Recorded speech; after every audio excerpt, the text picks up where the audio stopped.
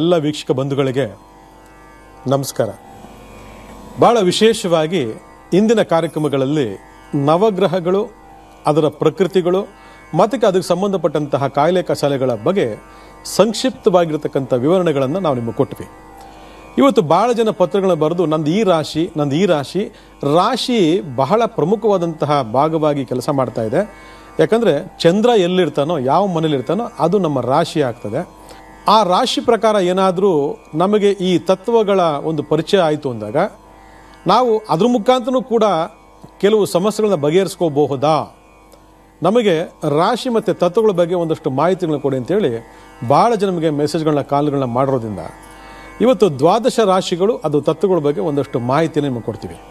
ಯಾಕಂದರೆ ಚಂದ್ರ ಯಾವ ರಾಶಿಲಿ ಇರ್ತಾನೆ, ಆ ರಾಶಿ ಶುಭಕಾರಕವಾದಂಥ ರಾಶಿಯಲ್ಲಿ ಇತ್ತು ಅಂದಾಗ ನೀವು ಫಸ್ಟ್ ಕ್ಲಾಸಾಗಿ ಇರ್ತೀರ, ಜೀವನದಲ್ಲಿ ಏನೂ ಸಮಸ್ಯೆ ಇರಲ್ಲ. ಚಂದ್ರ ಅಂದರೆ ಯಾರು? ಮನಸ್ಸು.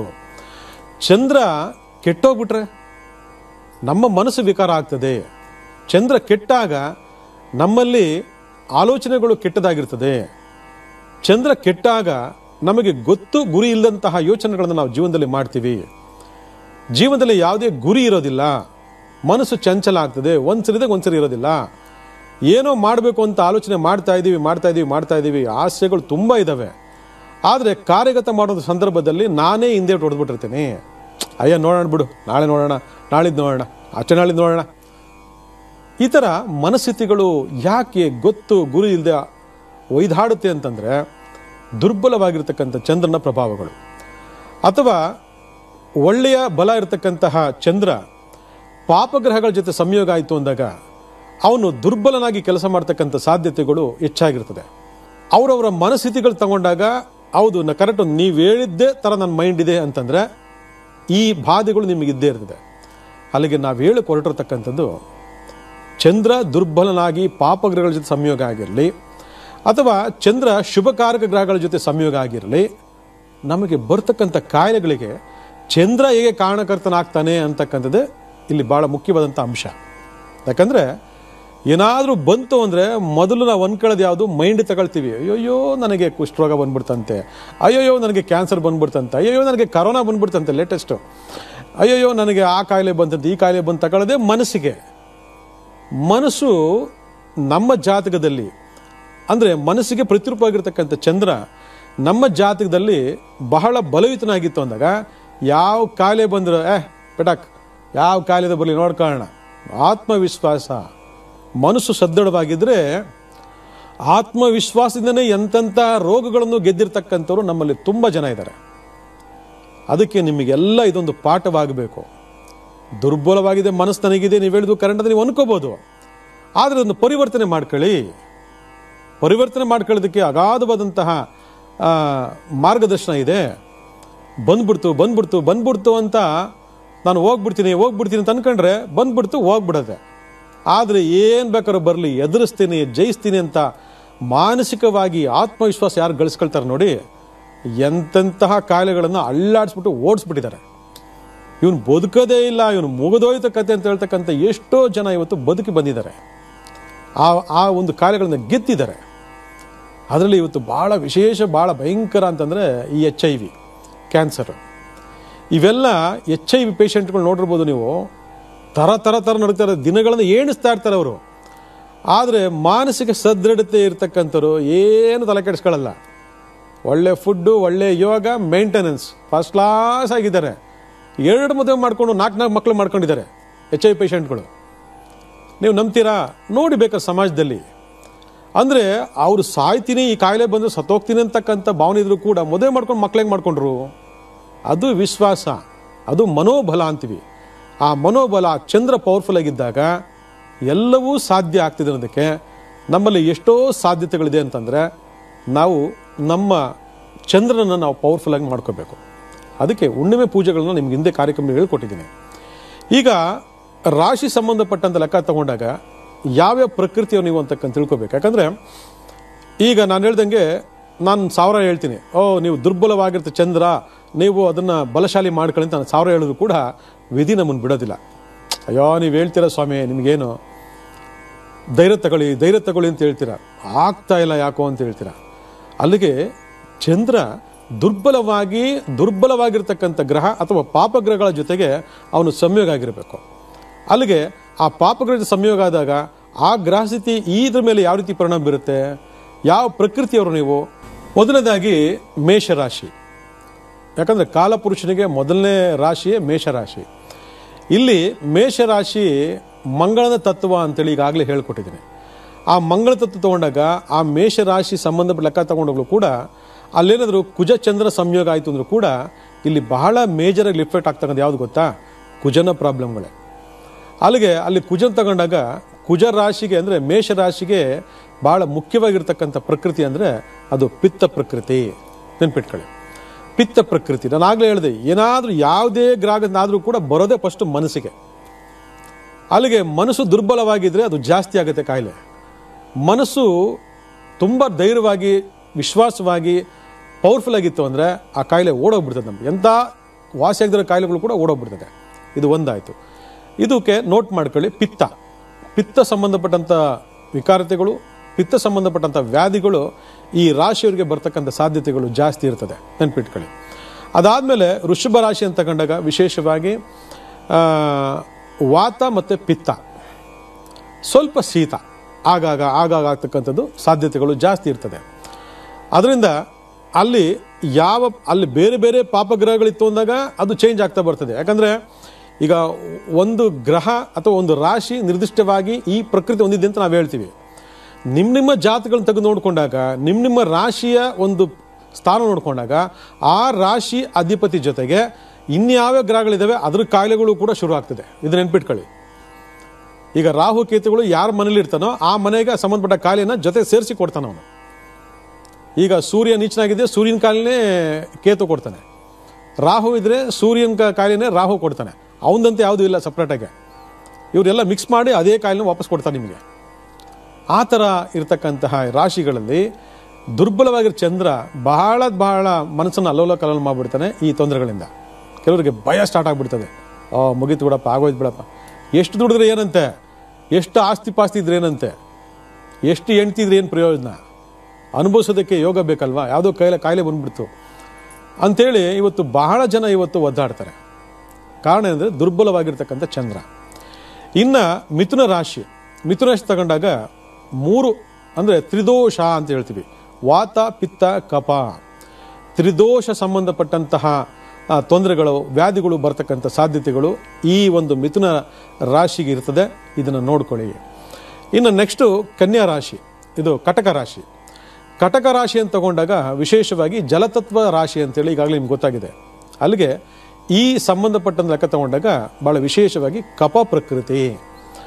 ಈ ರಾಶಿ ಕಟಕ ರಾಶಿ ಕಫ ಪ್ರಕೃತಿ ಉಳ್ಳವರಾಗಿರ್ತಾರೆ.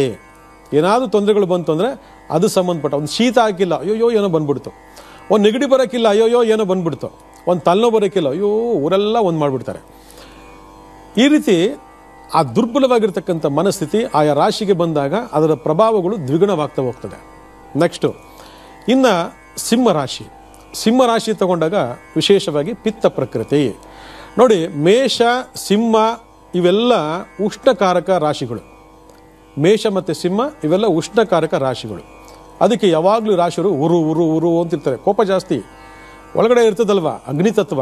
ಆ ಅಗ್ನಿತತ್ವ ಇತ್ತು ಅಂದಾಗ ಇವರು ಉರು ಅಂತಿರ್ತಾರೆ. ಆದರೆ ಅವ್ರು ಎಷ್ಟು ಉರು ಅಂತಾರೆ, ಎಷ್ಟು ಅಗ್ನಿತತ್ವ ಉಳ್ಳರಾಗಿರ್ತಾರೆ, ಆವಾಗ ಅವ್ರು ಎಷ್ಟು ಆ ಪದಾರ್ಥಗಳನ್ನ ಹೆಚ್ಚು ಬಳಕೆ ಮಾಡ್ಕೊಳ್ತಾರೆ. ಅದು ಆಹಾರ ವಿಹಾರ ಮತ್ತೊಂದು ಮಗೊಂದು ಏನೇ ಆಗ್ಬೋದು, ಅದೇನಾಗುತ್ತೆ ಅವರಲ್ಲಿ ಜಾಸ್ತಿ ಇರ್ತದೆ. ಅದರಿಂದ ಪಿತ್ತ ಪ್ರಕೃತಿ, ಪಿತ್ತ ವಿಕಾರತೆ, ಪಿತ್ತ ವ್ಯಾಧಿಗಳು ಇವರಿಗೆ ಬರ್ತಕ್ಕಂಥ ಸಾಧ್ಯತೆಗಳು ಜಾಸ್ತಿ ಇರ್ತದೆ. ಇನ್ನು ನೆಕ್ಸ್ಟು ಕನ್ಯಾ ರಾಶಿ ತಗೊಂಡಾಗ ವಿಶೇಷವಾಗಿ ಪಿತ್ತ ಮತ್ತು ಕಫ ಬರ್ತಕ್ಕಂಥದ್ದು ಇಲ್ಲಿ ಭಾಳ ವಿಶೇಷವಾಗಿ ನೋಡ್ಕೋಬೋದು. ಅದನ್ನು ನೋಟ್ ಮಾಡ್ಕೊಳ್ಳಿ. ಒಂದೊಂದು ರಾಶಿನಲ್ಲೂ ನಾನು ನೇರವಾಗಿ ಹೇಳ್ತಕ್ಕಂಥದ್ದು ನಿರ್ದಿಷ್ಟವಾಗಿ ರಾಶಿಗಳು, ಅದರ ಜೊತೆಗೆ ಬೇರೆ ಬೇರೆ ಪಾಪಗ್ರಹಗಳಿತ್ತು ಅಂದಾಗ ಅದನ್ನು ಸೇರಿಸಿ ನೋಡ್ಕೋಬೇಕಾಗ್ತದೆ. ಈಗ ಕನ್ಯಾ ರಾಶಿ ಪಿತ್ತ ಮತ್ತು ಕಫ ಅಂತ ಹೇಳಿದೆ.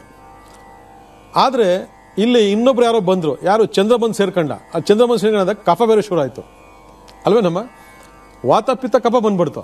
ಈಗ ನಾವು ಹೇಳ್ತೀವಿ ಇದು ಪಿತ್ತ ಮತ್ತು ಕಫ ಅಂತ. ಅಲ್ಲಿ ಶನಿ ಬಂದಾಗ ಕೂತ್ಕೊಂಡಂದ್ರೆ ಅಲ್ಲಿ ವಾತನೂ ಬಂದ್ಬಿಡ್ತು. ಅಂದರೆ ಗ್ರಹಗಳ ಮಾಯೆ ನಿರ್ದಿಷ್ಟ ಹಿಂಗೆ ಅಂತ ಹೇಳೋಕ್ಕಾಗಲ್ಲ. ಫಸ್ಟು ಡಾಕ್ಟ್ರೇ ನೆಗಡಿ ಬಂತೋ, ಆಮೇಲೆ ಜ್ವರ ಬಂತೋ, ಆಮೇಲೆ ತಲೆನೋವು ಬಂತೋ, ಆಮೇಲೆ ಮಾಂಸ ಕಂಡೆಲ್ಲ ನೋಯ್ತಿದೆ ಅಂದರೆ ನೀವು ಅರ್ಥ ಮಾಡ್ಕೋಬೇಕು, ಒಬ್ಬರಾದ್ಮೇಲೆ ಒಬ್ಬರು ಎಂಟ್ರಿಯ ಕೊಟ್ಟಿದ್ದಾರೆ ನಿಮ್ಮ ಮನೆಗೆ, ನಿಮ್ಮ ರಾಶಿಗೆ ಅಂತ ಅರ್ಥ ಆಯ್ತಲ್ವಾ. ನೆಗಡಿ, ಕೆಮ್ಮು ಇವೆಲ್ಲ ಶನಿಗೆ ಸಂಬಂಧಪಟ್ಟಂತಹ ಲೆಕ್ಕಾಚಾರಗಳು. ಅದಕ್ಕೆ ನೆಗಡಿ ಕೆಮ್ಮು ಬಂದರೆ ಸಾಕು, ಈಗೆಲ್ಲ ಕರೋನಾ ಅಂದ್ಬಿಡ್ತಾರೆ.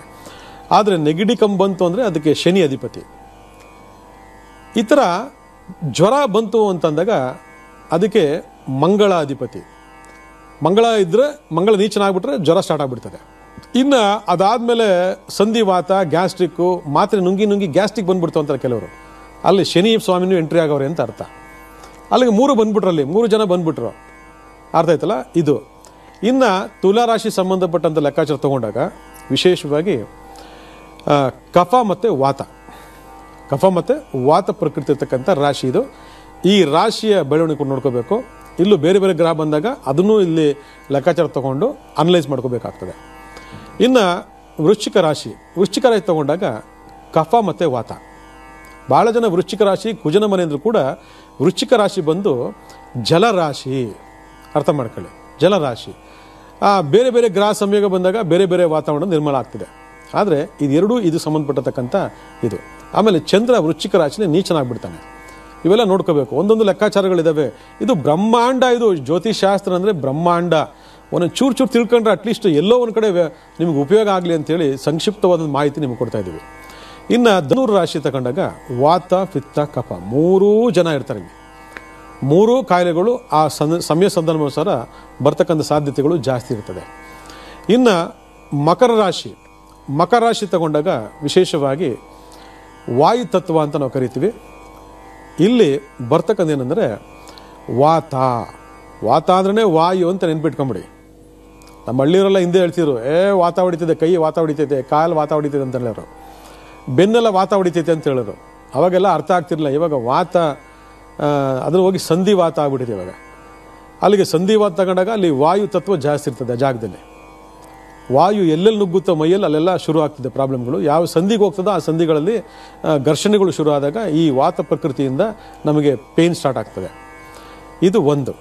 ಇದಾದಮೇಲೆ ವಿಶೇಷವಾಗಿ ಕುಂಭ ತಗೊಂಡಾಗ ಪಿತ್ತ ಮತ್ತು ವಾತ ಇದು ಭಾಳ ವಿಶೇಷವಾಗಿ ಕಾಣ್ತಿದೆ.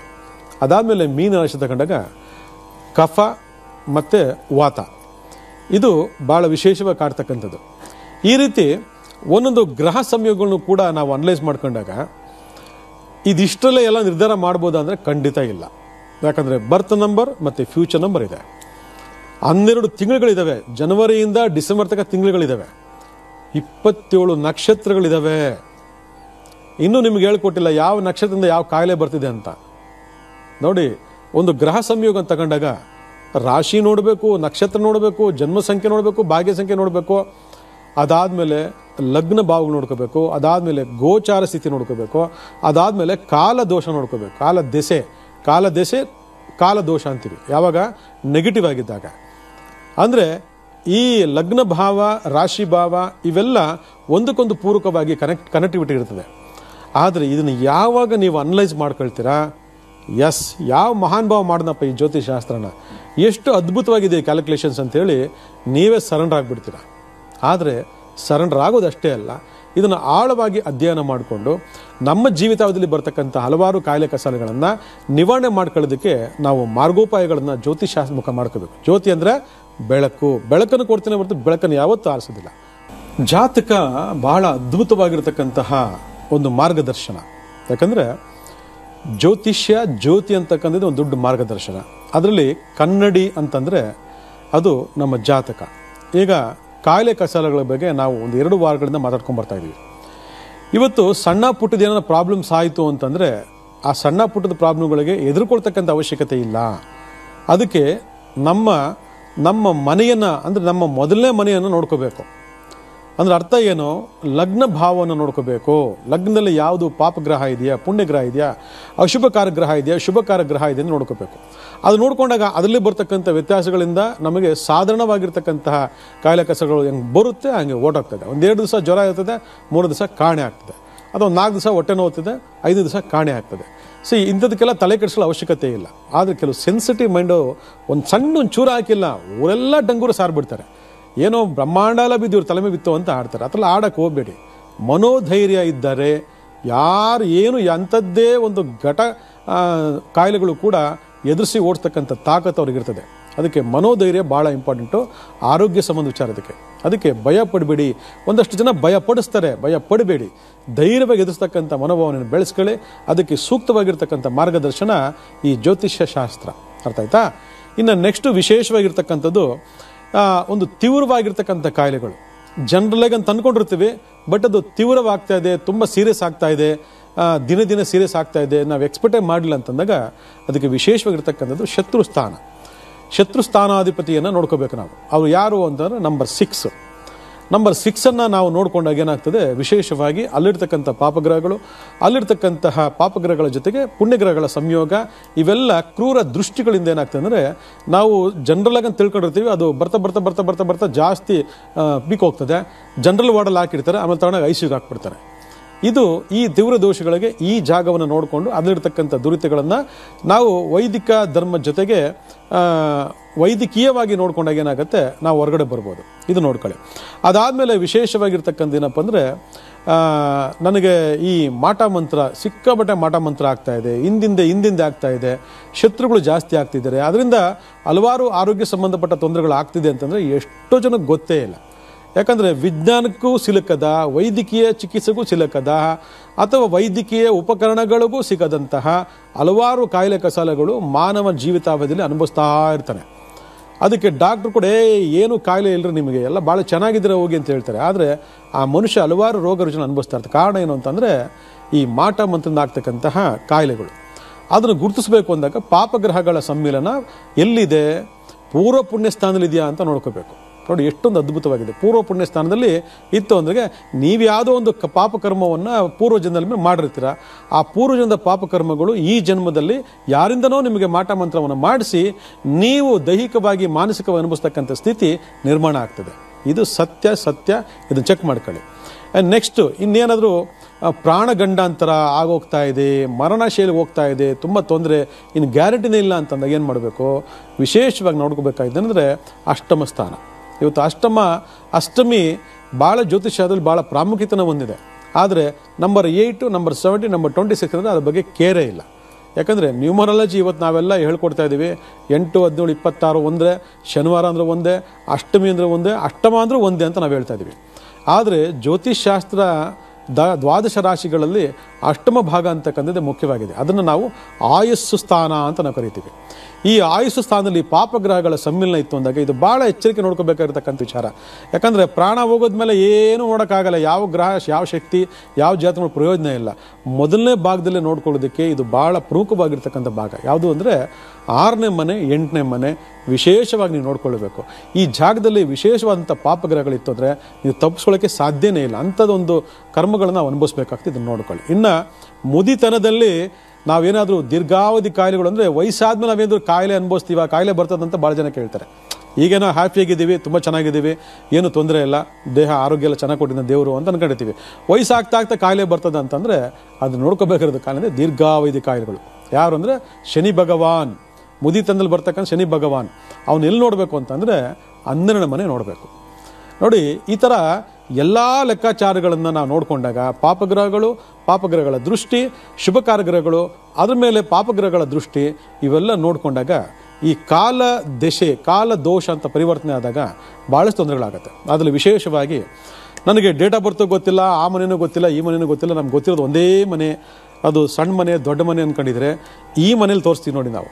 ಯಾಕಂದರೆ ಈ ಮನೆಯಲ್ಲಿ ಭಾಳ ವಿಶೇಷವಾಗಿ 2 ಭಾಗಗಳು, ಒಂದು ಆಯುಸ್ಸು ಸ್ಥಾನ, ಇನ್ನೊಂದು ಹೃದಯ ರೇಖೆ. ಈ ಆಯುಸ್ಸು ಸ್ಥಾನದಲ್ಲಿ ಸರಪಳಿ ಆಕಾರದಲ್ಲಿ ಏನಾದರೂ ಇದ್ದರೆ ನೋಡಿ, ಆಯುಸ್ಸು ರೇಖೆ ಯಾವಾಗಲೂ ಕೂಡ ಸ್ಪಷ್ಟವಾಗಿ, ಸ್ಫುಟವಾಗಿ, ನೇರವಾಗಿ, ಆರಾಮಾಗಿ ಹಿಂಗಿರಬೇಕು. ಯಾವುದೇ ಅಡೆತಡೆ, ಯಾವುದೇ ಗೆರೆ ಇರಬಾರ್ದು. ಆದರೆ ಈ ರೇಖೆಯ ಮೇಲ್ಮೆ ಯಾವುದನ್ನು ಸರಪಳಿ ಆಕಾರದಲ್ಲಿ ಸುರುಳಿಯಾಗಿದ್ದರೆ ನೀವು ಬೈ ಬರ್ತೆ ಯಾವ್ದಾದ್ರು ಒಂದು ದೀರ್ಘಾವಧಿ ಕಾಯಿಲೆಗಳಿಗೆ ಒಳಗಾಗಿದ್ದೀರಿ ಅಂತ ಅರ್ಥಕ್ಕಂಥ ಒಂದು ಸೂಚನೆ. ಗಾಬರಿ ಪಡೆದಲ್ಲ, ಇದನ್ನೆಲ್ಲ ವಾಶೌಟ್ ಮಾಡ್ಬೋದು. ಇದನ್ನೆಲ್ಲ ವಾಶೌಟ್ ಮಾಡಿ ಸರಿ ಮಾಡ್ಬೋದು ಇದೆ.